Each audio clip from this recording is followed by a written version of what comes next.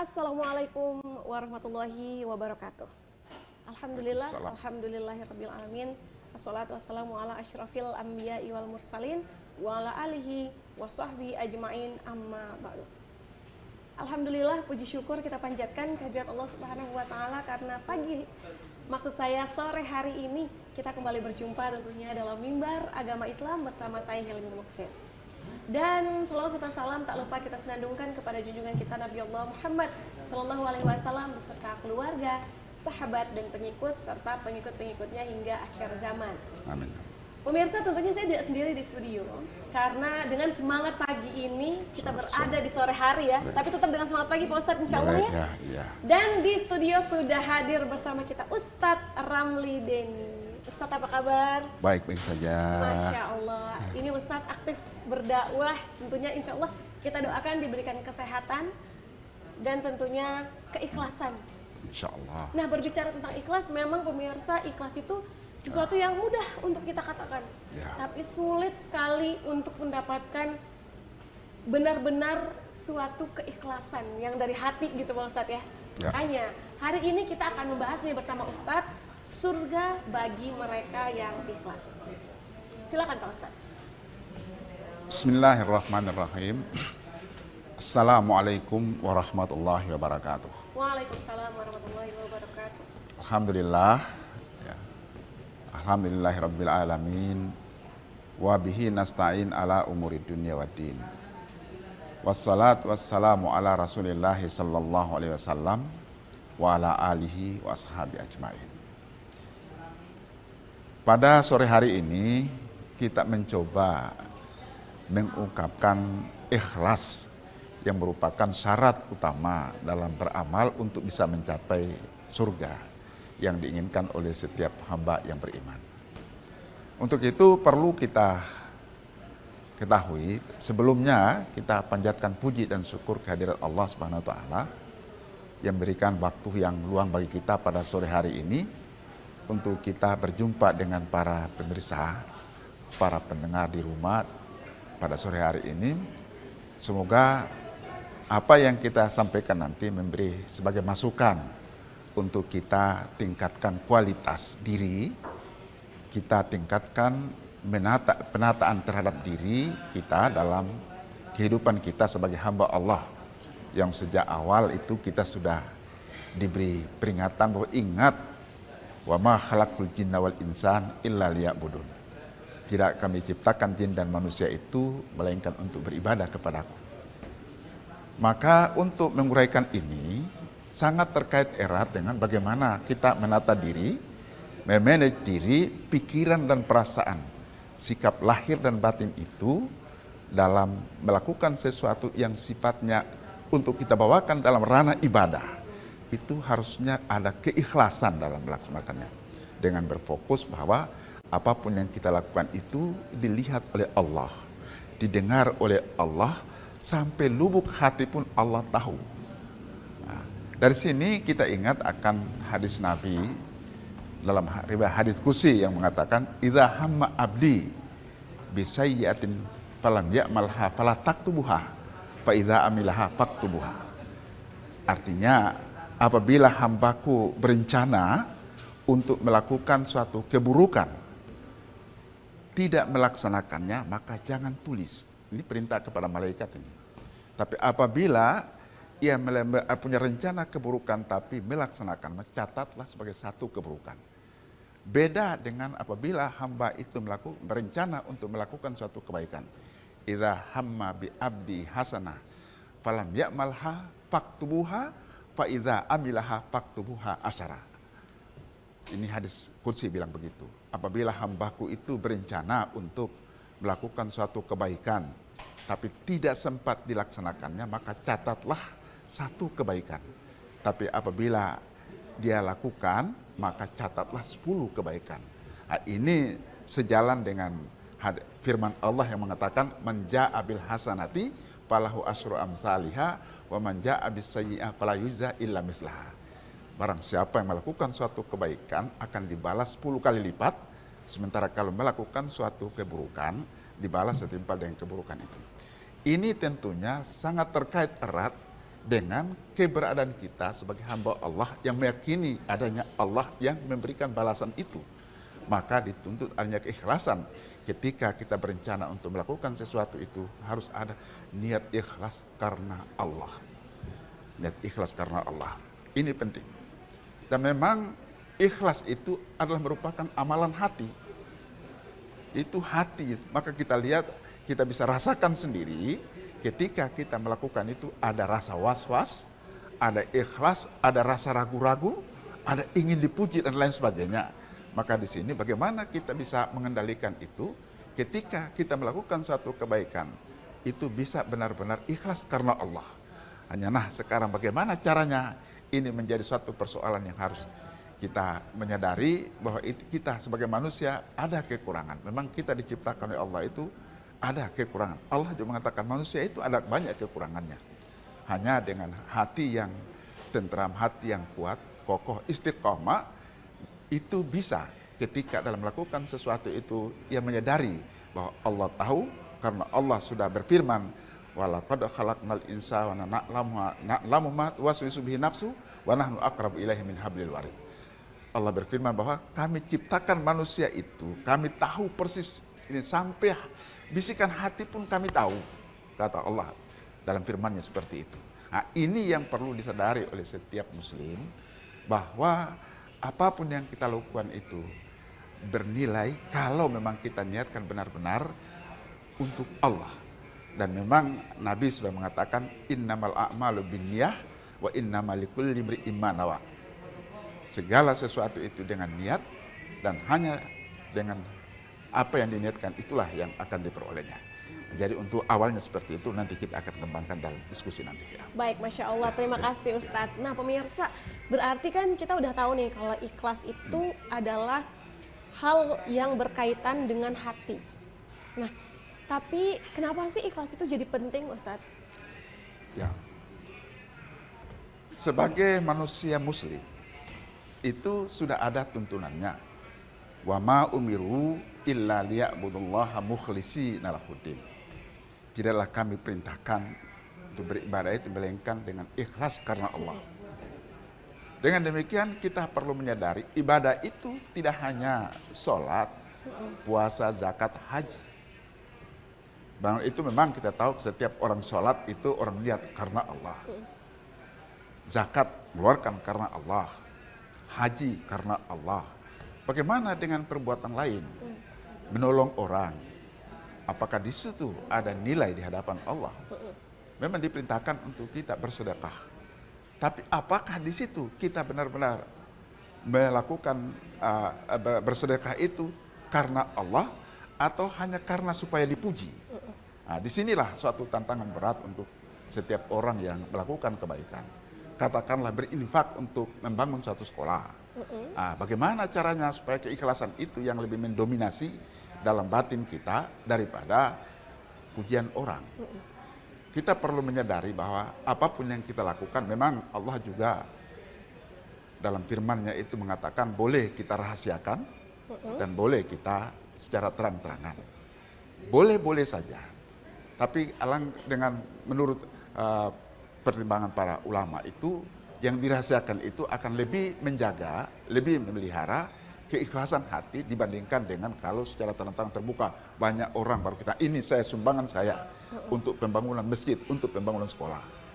Boleh-boleh saja, tapi di situ ada terjadi suatu tantangan berat dalam diri bagaimana keikhlasan yang bisa kita munculkan dalam memberikan sumbangan atau infak itu. Ini merupakan satu momen di mana syaitan bisa menggoda untuk bisa lebih mengedepankan riya daripada ikhlas. Tapi sesungguhnya Allah Maha tahu tentang kita, maka ada ulama mengatakan kalau sampai ada pada saat itu ada muncul pikiran seperti itu, ingin dipuji dan lain sebagainya, maka segera menolaknya dengan pikiran, dengan batin kita, dengan hati kita sendiri. Bukan itu tujuannya, tapi untuk karena Allah. Jadi di situ masih ada kelonggaran yang bisa kita masuk dalam, sudah pikiran kita tergiring untuk riya, tapi bisa kita giring kembali masuk ke dalam ikhlas. Karena memang kita manusia kan pikirannya suka kemana-mana ya. Mungkin awalnya kita niatnya memang ikhlas, tapi tiba-tiba ada yang kalau kita di depan umum misalnya ada opening donasi atau apa, itu kan biasanya ada orang yang, wih dia nih sumbangnya banyak banget. Nah kita yang awalnya niatnya ikhlas, akhirnya takutnya tergiring opini untuk, wah beta nih yang kasih banyak nih. Iya ya Ustadz ya. Cuman saya tertarik dengan yang Ustadz katakan bahwa ketika kita ada di posisi itu, kita punya kemampuan untuk mengembalikan kembali pikiran kita bahwa kita ikhlas sama Allah. Iya betul ya Mas. Apapun yang orang katakan itu terserah mereka, tapi niat kita itu Allah tahu insya Allah. Baik, Pak Ustadz, ngomongin soal ikhlas ini luas sekali. Tidak hanya bagaimana kita bereaksi terhadap orang atau apapun, tapi kadang-kadang kita kan dikasih cobaan ya Pak Ustadz. Kita disuruh sabar, disuruh ikhlas, cuman kan berat banget Pak Ustadz. Nah ikhlas ketika kita menghadapi cobaan hidup itu sebenarnya seperti apa? Ikhlas dalam menghadapi cobaan itu yang pertama itu harus istiqomah benar bahwa kehadiran kita di sini ini ke atas muka bumi ini dengan berprinsip inna lillahi wa inna ilaihi raji'un. Kita hadir di sini dari Allah dan akan kembali kepada Allah. Maka di situ untuk menghadapi cobaan itu juga ada ayat Allah yang mengatakan begini, ma asaba min musibatin illa biiznillah. Apapun cobaan yang ada kita hadapi itu pun atas izin Allah. Dengan demikian kita menerima cobaan itu menyadari bahwa inilah ujian Allah terhadap diri. Andai kata misalnya kita sebagai seorang yang berada atau seorang yang punya kelebihan dan lain sebagainya, terus tiba-tiba ada ujian masuk berupa kesulitan dan sebagainya, cobaan itu biasanya membuat pikiran kita itu terganggu, merasa tidak enak dan lain sebagainya. Perlunya menyadari firman Allah mengatakan hadza min rabbi liyabluwani aashkur am akfur. Ini adalah dari Allah untuk mengujiku. Dengan ujian ini apakah aku bersyukur atau aku kufur. Dengan menyadari bahwa ini kehadiran kita ini adalah atas kehendak Allah. Semua yang menimpa diri itu pun adalah datangnya dari Allah. Kita terima dengan memenuhi. Ada anjuran Allah sabar dalam memahami menerima cobaan dari Allah. Ini juga bentuk keikhlasan karena kita sandarkan kepada Allah. Ketika kita menyadari itu artinya kita sandarkan apa yang kita alami itu kepada Allah. Inilah ujian dari Allah kepadaku, bagaimana aku menghadapinya. Tentu dengan mengikuti firman Allah, sabarlah, innallaha ma'as-sabirin. Allah bersama dengan orang-orang yang sabar. Tanda-tanda kita udah menjadi orang yang ikhlas itu bagaimana Ustaz? Kayak kita udah ikhlas ketika kita beramal, kita udah ikhlas ketika mendapatkan cobaan, atau kita ikhlas ketika kita juga mendapat kenikmatan. Karena kan kadang orang udah dikasih kenikmatan kurang bersyukur, gak ikhlas nih, saya maunya lebih lagi, saya maunya lebih. Nah, ada gak sih tanda-tanda khusus ketika kita ini udah insya Allah ikhlas? Jadi sekarang saya kembali lagi ayat Allah yang tadi saya katakan, hadza min fadlir rabbi liyabluwani aashkur am akfur. Semua ini karunia dari Allah, ini mengujiku untuk aku bersyukur atau aku kufur. Nah, tanda-tanda bahwa kita menyadari bersyukur artinya ini tidak bisa diketahui orang lain kecuali diri sendiri yang menghadapi persoalan itu, bagaimana mengendalikan diri itu, bagaimana memanage diri itu dalam menyikapi persoalan yang dihadapi, entah nikmat atau entah berupa cobaan. Yang intinya adalah menyadari bahwa semuanya itu adalah datangnya dari Allah, bukan dari siapa-siapa. Kalau misalnya kita tertimpa tembok, ya di situ pun kita sudah bisa punya keyakinan bahwa ini sudah menjadi ketetapan Allah untuk mengujiku dengan runtuhnya tembok menimpaku. Selesai sudah. Asal bahwa ini adalah dari Allah, bukan kesalahan siapa-siapa yang menyebabkan aku seperti ini, tapi itulah memang dari Allah. Lalu sabar menghadapinya dengan tidak menggerutu dan lain sebagainya. Itulah sifat sabar itu seperti sifat tanda-tanda ikhlas dalam diri. Tidak bisa orang lain ikhlas dianya seperti apa, tidak bisa dilihat. Itu barang abstrak, hanya diri sendiri dan Allah yang tahu. Maka itu hanya diri dengan Allah. Mengukur diri dengan Allah, itu menyadari bahwa semua itu adalah datangnya dari Allah. Seperti itu. Baik Ustadz, Masya Allah, berarti pemirsa insya Allah ya, semoga kita bisa menjadi orang-orang yang ikhlas. Nah, balasan ikhlas ini kan surga. Ketika kita tuh berpikir bahwa kita itu udah ikhlas, karena saya pernah dengar kisah kayak gini Ustadz. Jadi ada seseorang yang dia tuh tahajud pagi siang malam, pokoknya dia tahajud tiap malam, terus pagi siangnya dia selalu berzikir, pokoknya banyak lah amalan ibadahnya. Tapi dia itu tidak termasuk orang-orang yang masuk surga. Ketika ditanya kenapa, karena dia sholat atau dia beribadah, tapi dia pikir itu untuk Allah, padahal dalam hatinya sebenarnya itu untuk dilihat oleh orang lain. Makanya saat itu malaikat tidak menulis namanya sebagai daftar orang-orang yang masuk surga.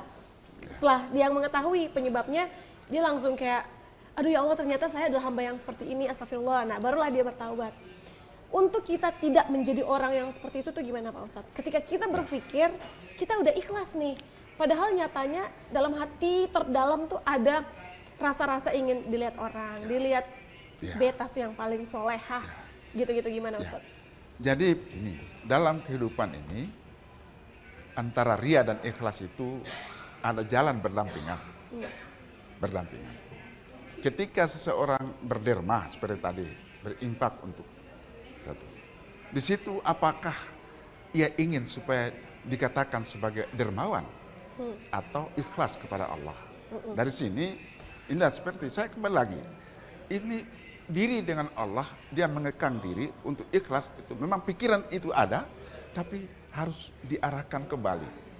Diarahkan kembali. Itu dalam nasihat, buku yang nasihat dari dari Syekh Abdul Qadir Jailani. Di situ dia mengatakan nama ada, terlintas dalam pikiran itu ada, tapi harus dialihkan karena ingin untuk menjadi amalan ikhlas, dikendalikan masuk bahwa tidak, aku lakukan ini hanya karena Allah, untuk kepentingan jalan Allah.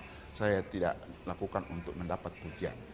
Meskipun pikiran orang lihat, orang melihat senyum dan mungkin itu kita anggap orang lihat saya sebagai orang dermawan. Nah, di situ kita harus ada pengendalian diri untuk mengalihkan perasaan-perasaan seperti itu. Nah, inilah upaya-upaya sambil pasrah kepada Allah. Oh ya Allah, inilah aku yang diciptakan seperti ini, yang aku inginkan adalah apa yang aku lakukan ini adalah ikhlas kepadamu. Tapi pikiran terlintas seperti ini, saya mohon ya Allah, saya kembalikan ini kepadamu ya Allah. Nah, jadi memang Allah Maha Pengampun dan Maha Penyayang. Allah yang menciptakan kita dan tahu persis diri kita itu seperti apa. Baik. Sehingga hal-hal seperti itu terjadi, tinggal bagaimana kita mengarahkannya. Masya Allah Ustaz, balik lagi berarti antara hati kita dan juga Allah. Ya. Nah, keimanan itu saya nggak tahu, mungkin Ustaz bisa perbaiki saya kalau saya salah, cuman sebagai orang yang masih belajar ya, kadang-kadang kita berpikir bahwa pendewasaan aja tuh ada tingkatannya kan. Kadang kita dewasa begini, terus dikasih cobaan, naik lagi tingkatan kedewasaannya. Begitupun dengan ketakwaan. Apakah dalam ikhlas itu ada tingkatan keikhlasan gitu Pak Ustadz? Nah, ini dalam kita lihat, itu kan muncul ikhlas itu dari hati. Iya. Ikhlas itu dari hati. Kita bisa lihat, kita sendiri bisa menyadari. Dalam melakukan itu ada ragu-ragu, ada ingin dipuji, ada ikhlas karena Allah.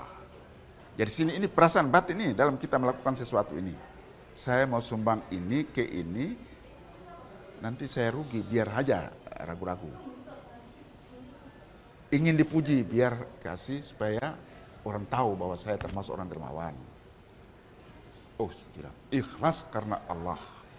Nah ini di situ ada tantangan, itu ada di situ, ada di situ.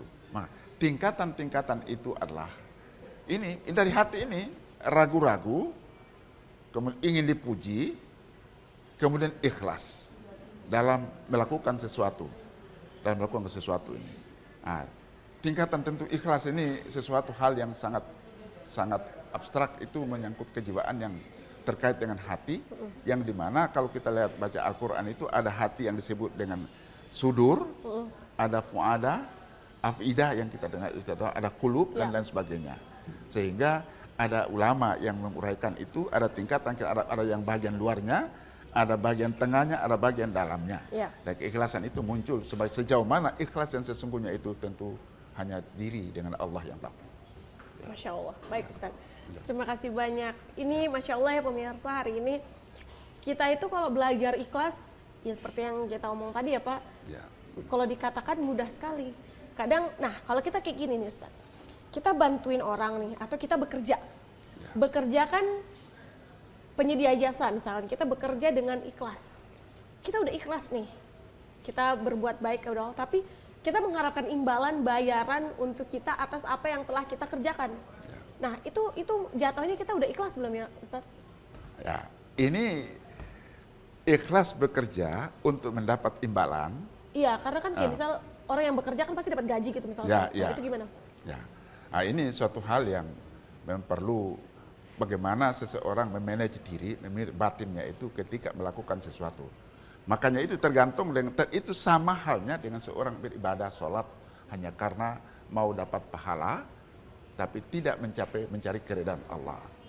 Berarti sama dengan seorang pembantu yang bekerja hanya karena mau mendapat imbalan dari majikannya, sehingga dia bekerja hanya karena untuk mendapat imbalan dari majikannya, dan dia takut bekerja untuk mendapatkan imbalan dari itu. Kalau dilihat baru dia kerja rajin, kalau tidak dilihat dia tidak kerja, kira-kira begitu. Itu seperti itu kalau sebagai majikan. Maka kalau dalam hal ibadah kepada Allah, ini tentunya agak beda ya. Beda. Jangan kita samakan diri kita ketika kita beribadah itu sama halnya dengan seorang pembantu dalam rumah. Kalau memang senang ya kita beribadah, kalau tidak ya berarti Allah tidak perhatikan lalu kita tidak beribadah. Hendaknya kita melakukan ibadah itu entah dalam keadaan apapun kita pasrahkan diri kepada Allah. Ibadah kita lakukannya, maka ada doa dari salah satu wali yang Rabi'atul Adawiyah. Itu yang selalu ada biasa dilantungkan dalam lagu itu. Bahwa aku menginginkan surga, tapi ibadahku tidak mencapai itu.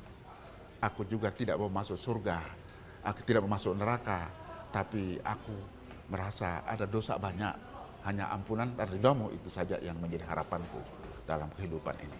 Jadi sebagai manusia ada keterbatasan-keterbatasan yang perlu kita ungkapkan di hadapan Allah Subhanahu wa taala. Allah Maha Pengampun dan Allah Maha Penyayang. Baik Ustadz, terima kasih. Kalau gitu saya melanjutkan pertanyaan dengan salahkah ketika kita sebagai manusia mengharapkan pahala ketika kita melakukan kebaikan dalam keikhlasan? Ya, artinya sudah dalam agama keterangan sudah ada. Macam seperti melakukan satu kebaikan dibalas dengan 10 kali lipat. Maka ada ulama yang mengatakan soal balasan Allah itu keterangan seperti itu. Kita beribadah bukan mengharapkan itu. Kita mengharapkan keridhaan Allah, mengharapkan rahmatnya. Sehingga orang mengatakan masuk surga bukan karena kita melakukan kebaikan, tapi kita masuk surga karena ada rahmat Allah. Kebaikan itu kita lakukan karena kita melaksanakan perintah Allah. Perintah Allah merupakan kebaikan, Allah janjikan seperti itu, tapi karena ketaatan kita kepada Allah, maka rahmat Allah yang membuat kita bisa masuk surga. Nah ini menarik, saya juga pernah tuh Pak dengar bahwa kita itu tidak seberapa sering kita beribadah, tidak berapa lama, kita berapa banyak amalan yang udah kita lakukan untuk masuk surga, tapi lagi-lagi karena rahmat Allah, karena kasih sayang Allah. Problemnya adalah gimana nih Pak cara kita Ustadz supaya kita semua bisa mencapai rahmat Allah itu? Ya, jadi untuk mendapatkan rahmat Allah tentulah tergantung kepada pribadi kita masing-masing dalam mentaati perintah Allah dan menjauhi larangan Allah. Kita juga tidak tahu rahmat Allah itu bentuknya seperti apa.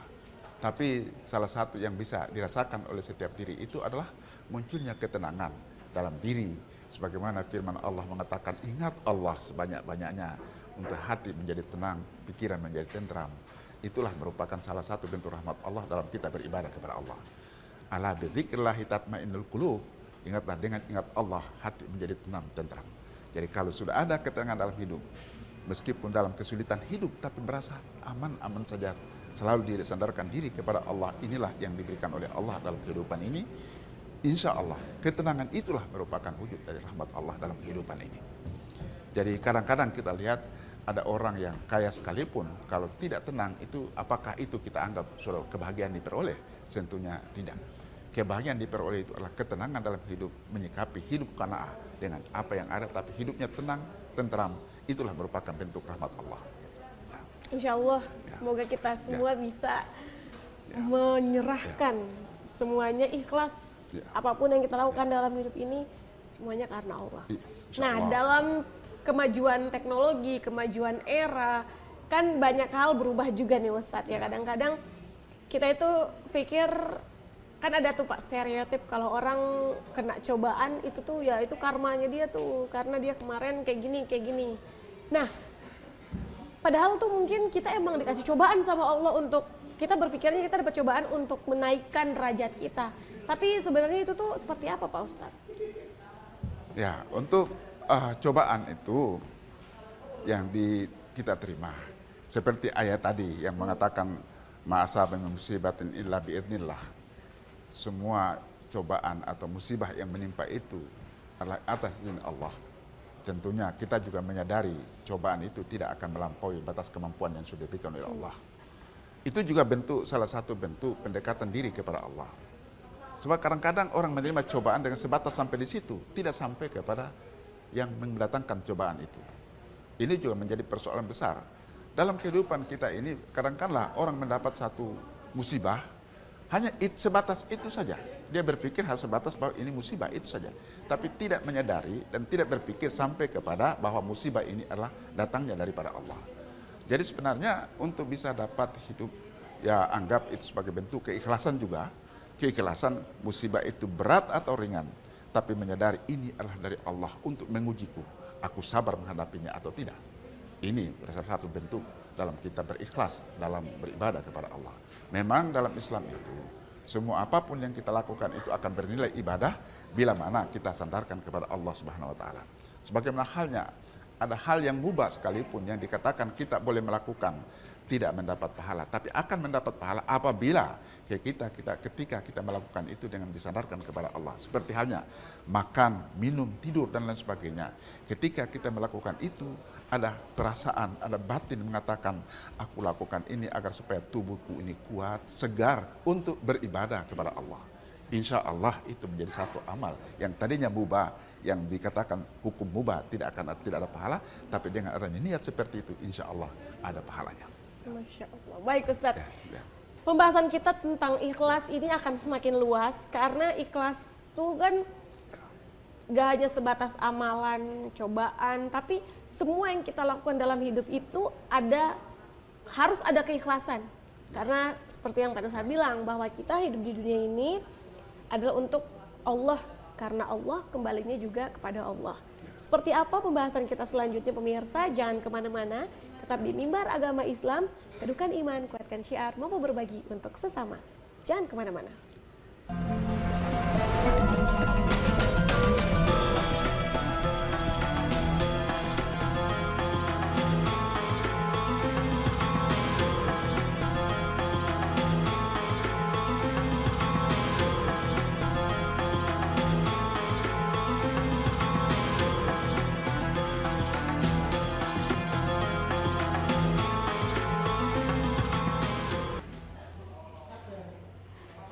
Assalamualaikum pemirsa, kembali lagi bersama saya di Mimbar Agama Islam, teduhkan iman, kuatkan syiar, mampu berbagi untuk sesama.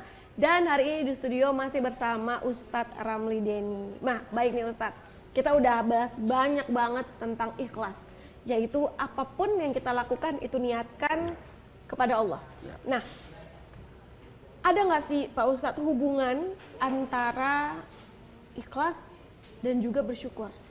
Karena kadang-kadang kita udah ikhlas nih untuk mengerjakan sesuatu, terus kita dapat rezeki, ternyata misalnya kita bekerja 1 jam, misalnya aja 1 jam kita dapat seharusnya 500.000, kita udah ikhlas nih, terus tiba-tiba ternyata kita dikasih nggak sesuai, kemudian kita jadi kufur, jadi kayak ya seharusnya kan segini. Nah, ada nggak hubungannya antara ikhlas dan juga bersyukur? Jadi hubungan antara ikhlas dan syukur itu sangat terkait erat. Kalau kita cermati itu, ikhlas itu adalah amalan hati, akan terwujud dalam bentuk ucapan-ucapan. Dalam bentuk ucapan itulah seperti halnya kalau ada mendapat satu keberuntungan, itu orang mengucapkan Alhamdulillah, segala puji bagi Allah. Karena ada keikhlasan, menyadari bahwa ini adalah pemberian Allah, maka mengucapkan Alhamdulillah adalah bentuk rasa syukur dari keikhlasan ini. Ikhlas yang tersembunyi dalam hati itu akan terwujud dengan perkataan Alhamdulillah. alhamdulillah juga kita mesti lihat lagi, jangan sampai itu hanya sekedar ucapan untuk orang tahu bahwa kita bersyukur. Nah, di sini kita harus arahkan fokus hanya karena Allah. Demikian pula sebaliknya, ketika kita melihat sesuatu atau sesuatu yang musibah, itu harus ada ucapan bentuk, itu juga bentuk rasa ikhlas. Itu ikhlas datang dari innalillahi wa inna ilaihi rajiun. Kita adalah kepunyaan Allah, datang dari Allah dan akan kembali kepada Allah. Melihat sesuatu yang mengagumkan, bagaimana kita menyikapinya? Dalam Islam itu kita dianjurkan untuk mengucapkan subhanallah, maha suci Allah. Ini keikhlasan ini mengatakan bahwa itu adalah bentuk ada wujud tanda-tanda kekuasaan Allah menciptakan hal yang begitu indah, yang mengagumkan. Bentuk keikhlasan muncul bahwa itu adalah ciptaan Allah, sehingga kita ucapkan subhanallah. Jadi itu adalah bentuk keikhlasan yang kita wujudkan dalam perkataan-perkataan, dalam menyikapi hal-hal yang kita hadapi. Dan di situ kita bisa ingat ada ayat Allah yang mengatakan kita ingat Allah lalu bersyukur. Jadi sini ayat Allah mengatakan fadhkuruni azkurukum waskuruli wala takfurun. Artinya ingatlah aku, barang sekali ingat aku ingat kamu. Bersyukur kepadaku, janganlah engkau mengingkari, janganlah kamu mengingkari. Jadi artinya ketika kita melakukan, kita mendapat satu keuntungan, kita bersyukur dan mengucapkan alhamdulillah tadi itu, Allah akan melihat, Allah akan ya Allah ingat kita. Karena kita ingat Allah bahwa ini adalah pemberian Allah, lalu kita mengucapkan alhamdulillah, Allah ingat kita sesuai dengan ayat ini.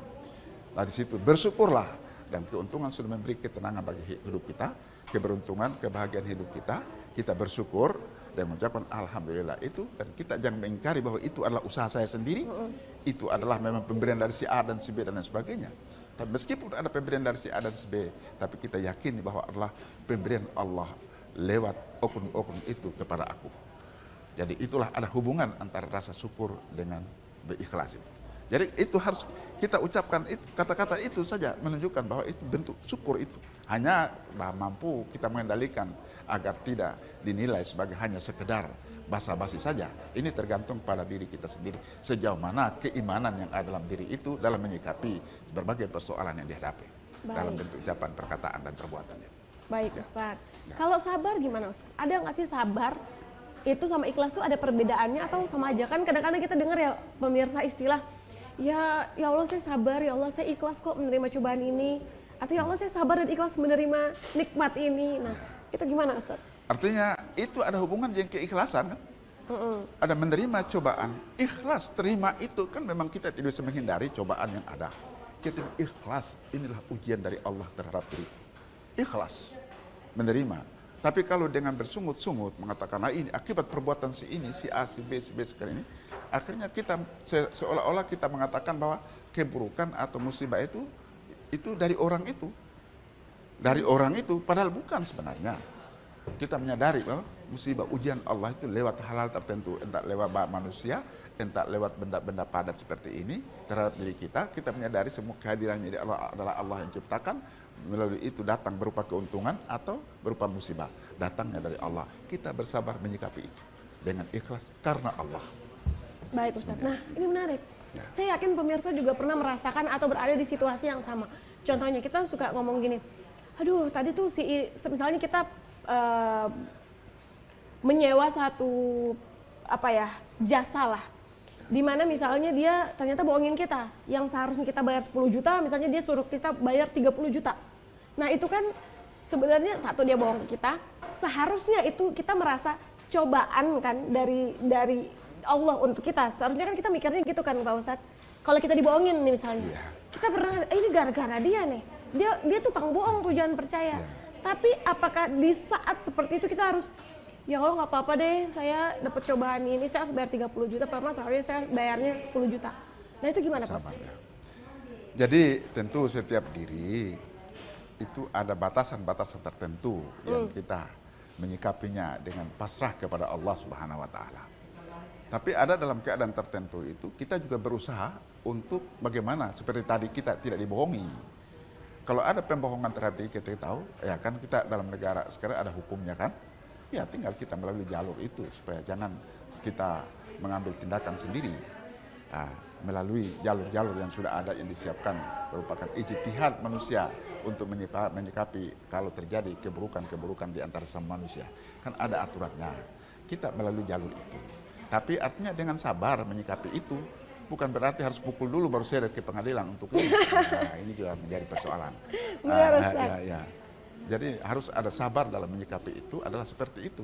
Memang sudah ditakdirkan seseorang itu bersikap seperti itu. Misalnya bukan diri kita. Ada orang bohongi kita seperti yang tadi kemukakan seperti itu. Kita punya bukti-bukti nyata bahwa itu dia bohong. Maka tentu kita mengikuti jalur yang sudah disiapkan dalam kehidupan kita ini. Lewat itu insya Allah akan terjadi kedamaian. Nah ini menarik. Berarti walaupun kita udah ikhlas, kita pun harus usaha. Ya kan kita ikhlas menerima cobaan Allah, tapi bukan berarti ya udah saya nggak makan, nggak apa-apa, saya ikhlas. Kadang-kadang kan ada orang yang sampai mikirnya, saya nggak usah ngapa-ngapain, saya diem aja di rumah sholat, saya nggak usah kerja, saya nggak usah makan, saya nggak usah ke kamar mandi, saya nggak usah membersihkan diri. Nah itu tuh gimana Ustaz? Tidak seperti itu dalam Islam. Itu pada masa Umar bin Khattab itu pernah menyeret seseorang keluar dari masjid hanya karena dia hanya mau zikir saja, tidak berusaha untuk mencari nafkah hidup. Nah, karena harus mencari nafkah hidup, bagian dari kehidupan ini agama mengajarkan harus berusaha mencari nafkah hidup untuk keluarga. Itu ibadah. Dia harus pergi mencari nafkah hidup untuk ibadah, dan di situ ada keikhlasan dalam mencari nafkah hidup karena ingat keluarga di sana. Ingat keluarga. Ada ikhlas tidak ketika kita mencari nafkah hidup untuk keluarga? Di situ ada keikhlasan. Nah, di situ bagaimana kita hadapkan dengan yang lain. Ada perbandingannya ketika kita mencari nafkah hidup untuk keluarga dan mencari untuk orang lain. Ada perbedaan dalam diri setiap orang. Tentu bisa dapat ukur keikhlasan seperti apa ketika kita memberikan kepada keluarga dan kepada orang lain. Nah, ini kita bisa dudukan persoalannya, kita samakan atau ada perbedaannya. Nah, ini sendiri dapat mengukur, tidak bisa orang lain mengukurnya. Nah, ya. Berarti intinya adalah kita itu jadi manusia, dilahirkan semua karena Allah, untuk Allah, tapi kita juga harus usaha sehingga kita bisa menjadi manusia yang bermanfaat untuk orang lain. Karena kalau kita kaya materi, kita bisa membantu saudara kita yang susah ya Ustadz ya, mulai lalu infak, zakat, sodako. Kalau kita berilmu seperti Ustadz, kita juga bisa memberikan pencerahan-pencerahan agama kepada sesama, betul Ustadz ya? Itu ada memang suatu bisikan-bisikan yang sangat luar biasa yang perlu disikapi oleh setiap seorang yang punya ya dalam berdakwah seperti ini. Ada orang, itu memang ada batin manusia seperti itulah. Agar supaya diketahui bahwa dia hebat. Ada menampilkan diri supaya orang tahu bahwa dia hebat. Nah, itu ada dalam diri, tapi bagaimana bisa menyadari itu bahwa tidak, ini ada dalam rangka dakwah misalnya. Dalam rangka dakwah. Lalu di sini kita bisa mengukur mana yang lebih dominan dalam diri. Apakah ingin dipuji yang lebih dominan atau berdakwah yang lebih dominan. Ini menjadi suatu hal yang berat. Suatu hal yang berat. Makanya sebagai manusia punya keterbatasan, punya kelemahan, hanya pasrah kepada Allah. Inilah yang terlintas dalam diriku. Tapi aku lebih cenderung mauku akulah seperti ini. Tapi ini ada melintas dalam diriku. Aku menolaknya, hanya Allah yang Maha tahu. Itulah kekurangan dalam hidup ini, kekurangan dalam diriku sebagai manusia yang punya keterbatasan. Ada ingin dipuji, ada. Sebagai manusia pasti ada, tidak bisa tidak. Nah, tetapi juga harus menyadari bahwa Allah yang menciptakan itu, pikiran itu ada. Allah juga memberi jalan untuk kita harus ikhlas kepadanya. Nah, kita menolak itu. Kita lebih fokus untuk ikhlas karena Allah. Nah, ini menarik lagi Pak Ustadz.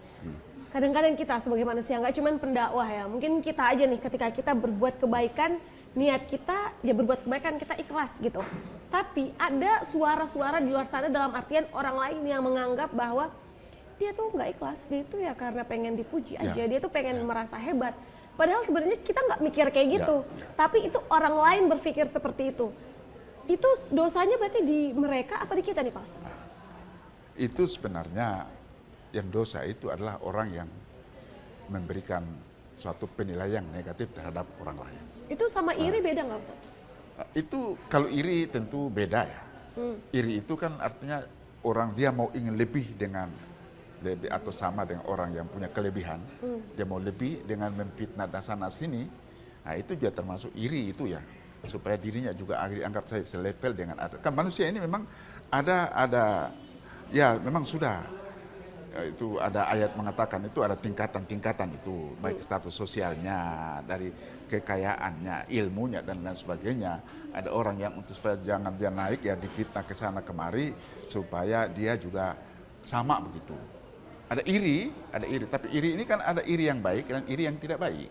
Oke. Iri yang baik itu adalah iri karena dia punya kelebihan, bagaimana saya bersama dengan dia, saya harus berusaha keras untuk sama dengan dia. Tapi ada iri hati yang mencelakakan orang. Nah, ini juga menjadi persoalan. Nah, ini semua dari hati ini. Apakah dalam menyikapi itu kita ikhlas biar dia iri itu kita ikhlaskan saja? Saya kira tidak mungkin. Ikhlas itu dalam hal kebaikan. Ikhlas dalam hal keburukan tentu tidak diajarkan dalam agama. Baik Pak Ustadz, Masya Allah, terima kasih. Karena memang ya, saya setuju. Kalau kita hidup, semua perasaan itu ada. Kita kadang ada perasaan syukur, kadang juga kita bisa ikhlas sekali. Kadang kita juga bisa manusia yang udah tingkatnya ikhlas banget pun kita bisa ngerasa iri, atau kita bisa merasa dengki, atau jadi kufur. Tapi itulah karena keterbatasan kita sebagai manusia. Pentingnya mungkin untuk memiliki ketakwaan ya Pak Ustadz. Ya, karena di awal tadi kan Pak takwa. Ustadz bilang bahwa itu kembali ke keistiqomahan kita. Istiqomah, ya. Istiqomahan bisa kita miliki ketika kita punya takwa. Ya. Pak Ustadz kasih dong ke kita tips biar kita itu bisa menjadi hamba-hamba yang bertakwa kepada Allah. Ya, bertakwa ini juga sudah Allah mengatakan dalam firman-Nya ya. Fattaqullaha mastata'tum. Bertakwalah kepada Allah sesuai kemampuanmu. Oke. Kemampuan. Ini tentu terkait dengan sejauh mana pemahaman kita terhadap agama. Oke. Itu juga bentuk takwa itu. Jadi tentu dalam kita beribadah, katakanlah ada yang beribadah bacaan sholat dia renung, setiap bacaan dia renung sedalam-dalamnya, tapi ada yang bisa baca lepas saja. Karena memang ada yang tahu artinya, ada yang tidak tahu artinya. Oke, Nah, benar. lalu apakah sama? Tentu kita pasrahkan kepada Allah yang Maha Kuasa yang membalasnya. Di mana sejauh mana ketundukan hati ketika dia melakukan sholat itu. Barangkali yang tunduk hati dan melakukan sholat, ikhlas, tekun khusyuk bacaan meskipun tidak memahami, tapi dia tekun baca Al-Fatihah atau dan dengan lafaz yang tepat, ikuti baik-baik. Dibandingkan dengan orang yang bacaannya dia tahu arti tapi dia baca cepat, tak turtar selesai, tentu tidak sama, Ya. tidak sama. Kita pasrahkan hanya kepada Allah Subhanahu wa taala. Jadi dalam hidup Untuk mengukur takwa seseorang itu Ya. sulit, Susah, ya. sulit, tidak bisa. Itu hanya tergantung pada dirinya, pemahamannya, dan itulah tingkatan-tingkatan seseorang setiap diri dalam takwa seperti ayat Allah tadi. Bertakwalah kepada Allah sesuai dengan kadar kemampuanmu, dan Allah Maha tahu apakah orang yang bodoh bersembahyang itu dianggap tidak sah. Apakah pengetahuannya sebatas itu adalah dari dirinya atau memang Allah sudah tetapkan batas kadar dan kadar pada setiap orang seperti itu. Maka tentunya itu hanya Allah yang Maha tahu, Allah yang Maha bijaksana dalam memberikan pahala atau dosa kepada setiap orang dalam kehidupan. Masya Allah. Baik Ustadz. Karena kita sebagai manusia seperti yang Ustadz bilang ya, saya tuh ngutip lagi dari Ustadz. Sesuai pemahamannya. Iya kan Pak Ustadz? Kita kan keimanan sesuai pemahaman kita, ketakwaan kita sesuai pemahaman kita. Ya. Tapi artinya juga PR untuk kita untuk memperdalam pemahaman kita ya. Ya. Kan kadang tuh ada yang Ya, Ustadz, ya udah yang penting saya udah tahu rukun iman itu apa, rukun Islam itu apa. Yang penting saya tahu bahwa Tuhan saya siapa, Nabi saya siapa. Ya udahlah, saya nggak usah belajar yang lain. Padahal kalau biasa orang bilang itu tuh dengan istilah ilmu kulit. Padahal kita juga harus belajar dalam-dalamnya. Nah itu gimana nih Ustadz? Supaya kita punya semangat ya pemirsa, insya Allah, supaya kita bisa memperdalam ilmu. Tidak hanya ya udah pernah ikut TPA waktu TK, udah di sekolahin sama ibu agama, ya udah nggak usah belajar lagi. Nah itu gimana? Ya. Kita dalam kehidupan ini punya kesempatan yang berbeda-beda. Oke. Ada yang punya kesempatan luas sehingga melalui pendidikan agama, ada yang jalannya pendidikan umum, ada yang tidak sekolah sama sekali, seperti ada yang di masyarakat seperti itu. Dan itu apakah itu bukan di luar kontrol Allah? Apakah semua yang itu tidak diketahui oleh Allah? Allah Maha tahu. Allah Maha tahu tentang keberadaan masing-masing dan sejauh mana tingkat pengetahuan mereka terhadap agama seperti apa. Dan sudah ada ini, maka di situ ada yang mengatakan harus menuntut ilmu, tapi bagaimana ada yang desa yang tidak punya kesempatan untuk menuntut ilmu? Oke. Nah, ini menjadi bahan pertimbangan kita. Jangan kita salahkan semua itu, atau kita mengatakan itu rendah, ini tinggi. Berarti kita juga yang mengatakan mempunyai suatu terhadap Allah, sangkaan terhadap Allah. Mengapa orang ini ditinggikan dan orang ini direndahkan? Nah, mengapa ini diberi kesempatan dia untuk belajar ilmu sementara ini tidak? Maka di situ ada yang kita katakan sebagai mengikuti yang tidak tahu, mengikuti yang tahu. Itu adalah dalam harta pun, kepemilikan harta pun demikian. Ada yang diberi kekayaan, ada yang tidak, tapi dikatakan yang punya kekayaan itu di dalamnya harta, ada yang tidak punya. Ilmu, yang punya ilmu itu punya kewajiban untuk memberikan kepada yang tidak tahu. Nah, sekarang bagaimana? Apa kita persalahkan yang tidak punya ilmu karena dia tidak sekolah? Di situ haruslah karya yang punya ilmu, yang tahu bahwa ini juga harus naik. Jadi, kalau tidak, Allah Maha tahu. Karena sebagai manusia kita harus saling mengisi ya. Saling melengkapi dalam kehidupan ini. Ada kaya, ada miskin. Ada pintar, ada bodoh. Maka di situ tuntunan agama itu adalah kalau harta yang punya membantu yang tidak punya, yang punya ilmu mengajarkan yang tidak punya ilmu. Dan di dalam situ harus tetap ada keikhlasan. Ada keikhlasan. Supaya tidak sia-sia. Ya, karena kita ya. kan pulang, dalam artian pulang kembali kepada Allah kan kita nggak bawa apa-apa. Mau kita punya sekian triliun di ATM, nggak di aset kita miliaran pun tidak berguna karena lagi-lagi yang kita bawa pulang adalah amalan kita, Ustadz ya. Ya. Jadi adapun sebentar dapat imbalan lain sebagainya, itu bukan menjadi tujuan utama. Harus kita bisa memilah itu dalam kita melakukan suatu aktivitas kehidupan yang membantu orang. Misalnya katakanlah mengajarkan orang. Adapun ada imbalan yang diberikan itu bukan menjadi tujuan. Tapi yang tujuan utama adalah bagaimana ia bisa terangkat dengan pengetahuan yang kita berikan itu. Insya Allah kalau niat seperti itu yang ditanamkan dalam diri setiap orang yang menyebar ilmu, maka itulah yang keikhlasannya benar-benar terwujud dalam kehidupannya, yang tidak diketahui oleh orang lain. Meskipun ia ada dapat imbalan dan lain sebagainya sebagai ya sekedar untuk ya uang rokok lah, begitu seperti itu. Baik, Masya Allah Ustadz, terima kasih banyak. Saya karena kalau ngomongin keikhlasan itu semuanya relate sama kehidupan sehari-hari sih Pak Ustadz. Ya Pak Ustadz, kadang-kadang kita makan juga harus butuh keikhlasan. Kita bersyukur kepada Allah. Dapat minum kita bersyukur. Nah, kalau kita dalam hidup kita kan menerima takdir bahwa kadang kita dilahirkan syukur-syukur dari keluarga yang mampu. Kalaupun tidak mampu, kita harus tetap bersyukur, betul Pak Ustadz. Tapi benar nggak Pak Ustadz kalau kita itu harus juga punya usaha untuk memperbaiki kehidupan. Kalau kita terlahir bodoh, kita harus belajar biar pintar. Itu bagaimana Pak Ustadz? Ya, di situ ada usaha, ada kita diberikan dalam kehidupan kita kadar dan kadar itu sudah ada. Ada pikiran yang katakanlah dua orang kembar sekalipun, tidak sama pikirannya, tidak sama pintarnya, ada yang lebih, ada yang kurang. Nah, lalu dari situ kita bisa mengukur bahwa inilah kehendak Allah. Kita ikhlas menerimanya, tapi tetap ada usaha, ada usaha. Orang belajar dalam satu kelas, dalam pelajaran yang sama, tapi ada yang mudah menangkapnya, ada yang tidak mudah menangkapnya. Ini menjadi fakta dalam kehidupan ini yang disikapi adalah memang demikianlah kadar dan kadar yang ada pada seseorang itu seperti itu. Baik, Pak Ustadz. Sehingga harus diterima, disikapi dengan ikhlas bahwa itulah.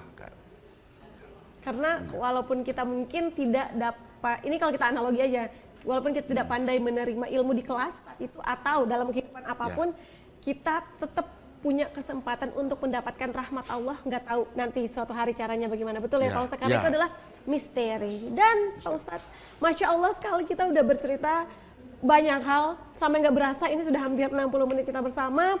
Untuk itu Pak Ustadz, mungkin pesan terakhir dari Pak Ustadz untuk kita semua pemirsa yang ada di rumah, bagaimana untuk kita mencapai hamba yang penuh dengan keikhlasan. Silakan Pak Ustadz. Ya, pembicaraan kita dari awal sampai dengan saat ini, kesimpulan yang dapat kita ambil adalah dalam kenyataan, dalam kehidupan ini yang kita lihat seperti ini, kita menyikapinya dengan penuh perasaan bahwa ketentuan Allah berlaku atas semua yang ada ini, maka perlu keikhlasan hati dalam menerima, perlu keikhlasan hati dalam memberi. Keikhlasan hati menerima dan keikhlasan hati memberi. Ini dua hal yang perlu diperhatikan dalam setiap ini. Menerima musibah ikhlas, ini adalah cobaan Allah.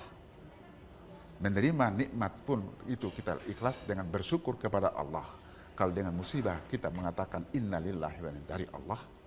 Kalau dengan nikmat kita mengatakan alhamdulillah. Dengan keagungan kita mengucapkan subhanallah. Ada keagungannya, ada yang mengagumkan dalam pandangan kita atau perasaan kita, subhanallah. Itulah merupakan satu wujud nyata sebagai rasa ikhlas bahwa semuanya ini adalah datangnya dari Allah. Kita sikapi dengan tuntunan Allah seperti yang tadi saya kemukakan itu. Innalillah, subhanallah, astagfirullah. Itulah hanya wujud ikhlas yang kita tunjukkan dalam kehidupan. Karena ikhlas itu hanya semata karena Allah, tidak bisa yang lain. Baik. Makanya biar saya bantu seseorang pun harus ikhlas membantu karena Allah. Maka kita kenal ada benci karena Allah, cinta karena Allah. Baik, Masya Allah. Terima kasih banyak Ustadz. Dan terima kasih pemirsa sudah bersama kita dari tadi ya di jam 4 sore sampai sekarang. Pak Ustadz juga terima kasih sekali sudah meluangkan waktu memberikan petuah ya untuk kita semua. Insya Allah kita bertemu lagi di Mimbar Agama Islam selanjutnya Pak Ustadz. Dengan membahas ilmu-ilmu yang lain lagi. Amin, amin ya rabbal alamin. Pemirsa, sampai di sini pembicaraan kita di Mimbar Agama Islam. Teduhkan iman, kuatkan syiar, mampu berbagi untuk sesama. Karena surga ada bagi kamu yang ikhlas. Dan untuk mencapai keikhlasan, insya Allah marilah kita menjadi hamba yang sabar dan bersyukur, insya Allah ikhlas itu ada. Jazakumullahu khairan jaza. Assalamualaikum warahmatullahi wabarakatuh.